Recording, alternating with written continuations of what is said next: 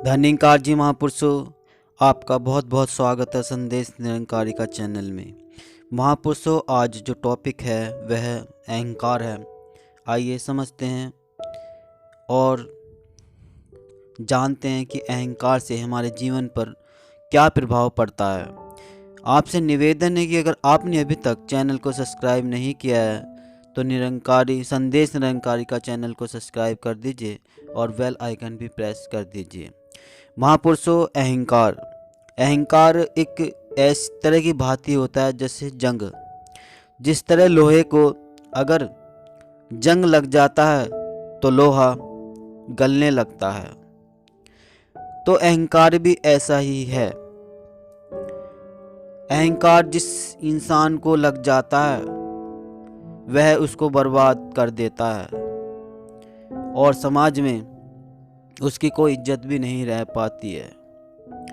अभी आप देख रहे होंगे कि दशहरा को एक राम ने रावण को तीर मारा और तीर मार के उसका पुतला जलाया। लेकिन ये बात पिछले सदियों की है, त्रेता युग की, जब भगवान श्री राम और रावण थे। रावण को भी अहंकार हो गया था। उसी अहंकार का प्रतीत है ये, जो कि हर साल दशहरा को एक पुतला बनाया जाता है और हर साल उसको जलाया जाता है। तो महापुरुषों, आपसे निवेदन है कि वीडियो को पूरा सुने, तभी हम कुछ समझ पाएंगे और उससे हमें फिर तभी कोई सीख मिल पाएगी। तो जब ये भगवान श्री राम त्रेता युग में थे, तब रावण ने माता सीता को हर लिया था। जब वे 14 वनवास काट रहे थे तो वह बहुत ही सुंदर नारी वे उन्होंने समझा और अपनी पत्नी बनाने के लिए उन्होंने उसको हरण करके ले गए। लेकिन सीता माता नहीं मानी और इसी अहंकार के कारण उन्होंने समझा था कि मैं इतना सब शक्तिशाली हूँ तो एक ना एक दिन सीता मेरी हो ही जाएगी। मगर ऐसा हुआ नहीं। अपने शक्तिशाली के दम पर उन्होंने उसको हरण कर लिया और अहंकार में कि मेरा संसार में कोई कुछ नहीं बिगाड़ सकता। लेकिन वास्तव में कोई बात गलत भी नहीं थी, ये सच भी थी कि वह वाकई परम शक्तिशाली था और भगवान शिव जी का भक्त था। रावण ने शनिदेव और कई देवताओं को भी अपने वश में कर लिया था। इतनी शक्ति थी रावण के अंदर। लंका के ऊपर कोई भी इंसान, कोई भी किसी तरह का भी दैत्य बुरी नज़र नहीं डाल सकता था, क्योंकि रावण इतना शक्तिशाली था और उसका पुत्र तो भी शक्तिशाली था, जिसका नाम था मेघनाद, जिसने इंद्रजीत को भी अपने कब्जे में कर लिया था। तो महापुरुषों, हम समझने का प्रयास यही कर रहे हैं कि अहंकार इंसान को बेकार कर देता है। जैसे अहंकार में आकर रावण ने गलती कर बैठा और माता सीता को उठा लाया। अगर वह अहंकार ना करता और सीता को ना उठाकर लाता तो आज आप देख रहे हैं कि दशहरा को हर साल उसका जो पुतला फूंका जाता है, यही उसका प्रीत होता है कि हम अपने जीवन में कभी अहंकार ना लाए। जो अहंकार लाता है, जो अहंकार में होकर बुरे काम करता है, उसका यही तरीका होता है। उसको यही मिलता है कि हमें हर साल यही सीख देता है कि हम अहंकार ना करें। जो अहंकार करता है उसका ऐसा ही हाल होता है। ये हमें समझाने का हर साल प्रयास किया जाता है, एक दशहरे के रूप में, एक त्यौहार के रूप में। इसका यही कारण है। तो आइए महापुरुषों कि हम बिल्कुल भी अहंकार ना करें, क्योंकि हमें रावण जैसे वाले काम नहीं करने हैं। क्योंकि वो तो अहंकार कर बैठा, क्योंकि उसके तो शक्ति भी थी। लेकिन हमारे पास तो ऐसा कुछ भी नहीं है जिससे कि हम अहंकार करें। जो शरीर दिया है वो सब प्रभु का है, जो भी धन दिया है वो प्रभु का है, क्योंकि मरने के बाद वो साथ जाने वाला नहीं। तो फिर अहंकार किस बात का? हमें परमात्मा ने इंसान बनाया तो हम इंसान बनकर ही रहे, एक दूसरे से प्रेम करें। यही इंसानियत है और यही प्यार है। अगर हम दुनिया में प्यार मोहब्बत से मिलकर रहते हैं तो हम खुश रहते हैं, और नफ़रत में तकरार में कुछ नहीं रखा है, घर बर्बाद हो जाते हैं। अहंकार नाश की जड़ है, अहंकार क्रोध की जड़ है, अहंकार इंसान को मिटा देता है। और कोई भी इंसान जब मिलता है कि वो तो 10 जगह बुराई करता है कि वह इंसान ऐसा है, उसे अहंकार है, उसने अपने पैसे का है, उसे अपनी खूबसूरती का है, उसको अपने उस तरह का अहंकार है। तो हमें किसी का भी अहंकार नहीं करना, क्योंकि जो दिया वो परमात्मा का है, तो फिर अहंकार क्यों करें। 5 प्रणों में भी आता है कि तन मन धन निरंकार का है, तो फिर हमें काहे के लिए अहंकार करना है।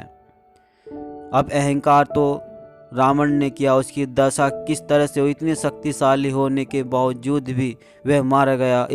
उसके सारे घर आदमी, मतलब घर के जितने भी प्राणी सब मारे गए, कोई भी नहीं बचा। तब युद्ध ये ख़त्म हुआ, तब श्री राम श्री माता जी सीता माता को लेकर आए। तो महापुरुषों यही है कि हम बस प्रेम करते चले, क्योंकि प्रेम से बढ़कर इस दुनिया में कुछ धन दौलत कुछ भी नहीं है। प्रेम से बढ़कर इस दुनिया में कुछ भी चीज़ नहीं है, ना तो है और ना ही आगे चलकर कभी ज़िंदगी में होगी। प्रेम के सामने कितनी धन दौलत सब कुछ बेकार है, किसी काम की नहीं है। अगर इंसान में प्रेम नहीं होगा तो उनका धन दौलत का भी क्या है, कुछ भी तो नहीं। ये तभी हैं जब हम खुश हैं, हमारे पास प्रेम है, मोहब्बत है, हमें 10 चाहने वाले हैं, तभी इनका भी यूज किया तो ही लाभ है, वरना कुछ भी नहीं। अकेला मानव अपनी ज़िंदगी ऐसे अकेले में नहीं काट देता है, ना किसी से हंसना, ना किसी से बोलना, ना किसी चाल, ना किसी से कोई। क्योंकि अहंकार वाले आदमी से सब लोग दिखावा ही करने लगते हैं, लेकिन असलियत में उन्हें कोई भी प्रेम नहीं करता, कोई भी उनकी अच्छाई बड़ाई नहीं करता। तो फिर अहंकार हम क्यों करें, क्योंकि जब अहंकार इतना बुरा है और अहंकार करने से इतनी सारी परेशानियां आती हैं, अहंकार करने से हमारे जीवन में इतनी कठिनाई ला देता है, तो फिर क्यों। और अहंकार करने से हमारी भक्ति में भी रुकावट आ जाती है, क्योंकि हम भक्ति करते हैं और हमें अहंकार सारी खराब हो जाती है। हमने किसी की सेवा कर दी और हमें अहंकार हो गया, हमने उस आदमी की इतनी सेवा करी, इतना कुछ करा, हमने गिनती में लाने लगे। तो महापुरुषों ये कहीं भक्ति नहीं है, ये तो अहंकार। इससे तो अच्छा है कि हम उस पर करें ही ना से उसकी सेवा, तो बेहतर है, क्योंकि हमें फिर अहंकार नहीं होगा। लेकिन ये नहीं है कि उसकी मदद नहीं होगी, उसकी मदद हम नहीं तो कोई और करेगा, कोई और नहीं, वरना तो परमात्मा तो है ही है उसकी मदद। तो फिर हम अहंकार क्यों करने लगे। हम जो करते हैं वो परमात्मा की मर्जी से होता है, परमात्मा की इच्छा, तो फिर अहंकार करने क्यों लगे। अहंकार करने से जब हम हमारी भक्ति पर रुकावट आती है तो फिर अहंकार किस बात का। हमें अहंकार करना ही नहीं है, क्योंकि अहंकार करने से हमें कई सारी परेशानी होती है। अहंकार करने से भक्ति में रुकावट होती है और सारी मेहनत विफल हो जाती है। अहंकार करने से लोग हमें बुरा इंसान समझने लगते हैं। अहंकार करने से हमारी इमेज यानी कि बुराइयां होती हैं, तब फर्क पड़ता है। तो महापुरुषों फिर क्यों अहंकार करना। ये 5 प्रण में भी आता है, तन मन धन निरंकार का है, हमें कभी इस पर अहंकार नहीं करना, अभिमान नहीं करना। तो महापुरुषों फिर क्यों अहंकार। अहंकार जब नाश की जड़ है और हमें इतनी कठिनाई से बचाता है, तो फिर हम अहंकार क्यों करें। इससे तो अच्छा है कि हम अपने जीवन में प्रेम लाएं, प्रेम से रहें। कहते हैं कि जब इंसान मरता है तो मरने के बाद इंसान की आत्मा जाती है और हिसाब किताब होता है कि नेक काम किए, अच्छे काम किए।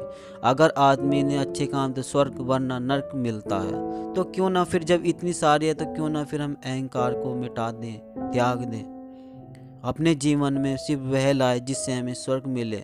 और कहते हैं कि अगर हम इंसान रहते इंसानियत वाले कर्म कर लेते हैं तो हमें फिर से मानव जीवन मिलता है, वरना 84 लाख योनियों में हमें भटकना पड़ता है, जैसे कि सांप, बिच्छू, कीड़े मकोड़े, केंचुए, शेर वेर वगैरह जितने भी हमें उसमें जाना। अगर हम ये इंसान रहते, इंसानियत वाले कर्म कर लेते हैं तो हमें फिर से मानव जीवन मिलता है, क्योंकि हम जो इंसानियत हमें, जिस लिए हमें ये इंसानियत जन्म मिला है, मानव जन्म मिला है, वह हम कर लेते हैं तो हमें फिर से प्राप्त होता है मानव जीवन। अगर नहीं कर पाते तो हम फिर इन जानवरों के, कीड़े मकोड़ों के भांति हैं, और फिर परमात्मा हमें उन्हीं में ही भेज देता है। तो महापुरुषों, जब अहंकार से इतना है तो हम फिर अहंकार से बचें और अपने जीवन में सिर्फ प्रेम बसाएं और प्रेम ही दे। अगर प्रेम देंगे तो प्रेम ही मिलेगा। प्रेम से बढ़कर इस दुनिया में कोई धन नहीं, कोई दौलत नहीं। अगर हम प्रेम है तो सब कुछ है, सुख में जीवन है, बढ़िया है, वरना इसके आगे हीरे मोती जवाहरात भी बेकार हैं। अगर अपने जीवन में सभी का प्यार है, अपने घर वालों में, फैमिली में, सब में हमें प्रेम है, तो ये दौलत भी तभी काम की, वरना फिर किस बात की, किस काम की। तो महापुरुषों, कहने का भाव यही है कि हम बस प्रेम से रहे। जो हमें प्रेम से प्राप्त हो सकता है वह अहंकार से नहीं हो सकता।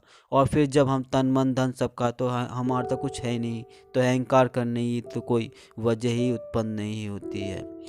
तो महापुरुषों, जिससे हमें ये सीख मिली और ये संदेश हमें मिला, हम अपने जीवन में ढालकर आगे बढ़ते चले और इस निरंकार परमात्मा की रहमत लेते चले।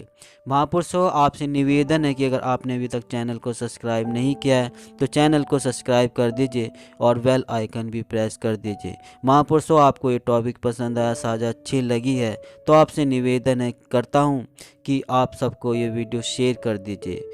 और दास लेता है अब इजाज़त, फिर मिलता है एक और अगली वीडियो में। तब तक के लिए आप सबसे धन्यवाद जी। प्रेम से कहना।